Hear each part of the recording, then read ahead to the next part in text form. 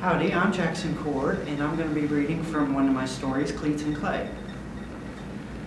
Haim came over and sat next to him, putting her chin on his knee. Bobby reached down and touched her head. Her fur felt so soft, like warm melted chocolate. Hamdallah looked up at him with kind eyes as he rubbed and patted her head. Otis set a mug of coffee on the table in front of him. Bobby sat up and took the mug. He carefully took a sip. It wasn't coffee at all. It was sweet and chocolatey with just a tiny bit of bitter. The warm flavor danced on his tongue and in his throat. This was the best chocolate he had ever tasted. Bobby looked up when he heard a chuckle. Otis was smiling at him. "You seem to be enjoying that mocha." Bobby smiled. "Yes, it's good." Otis laughed. "You're stoned," he teased. Bobby just grinned without replying and took another sip. He gazed up at Otis over his mug. "So," Otis said, "you keep looking at me."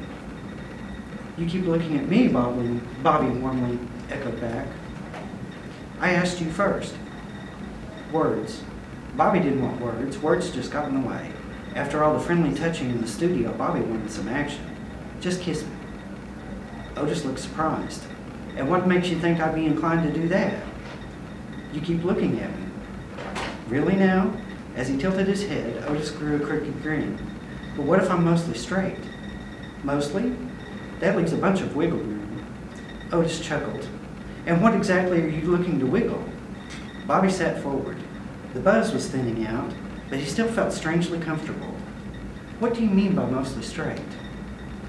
"Like most artists, I don't have a lot of hard, fast rules about what I find interesting or attractive." "Oh," Bobby took another sip.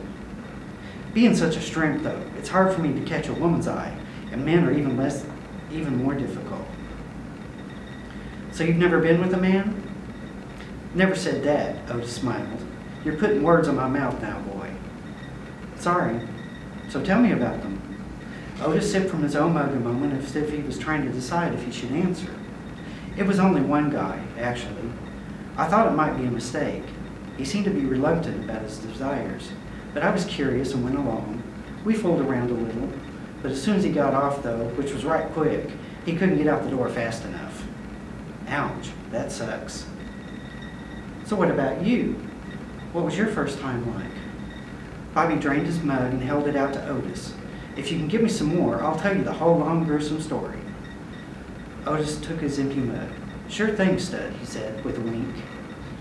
And that's from Cleats and Clay.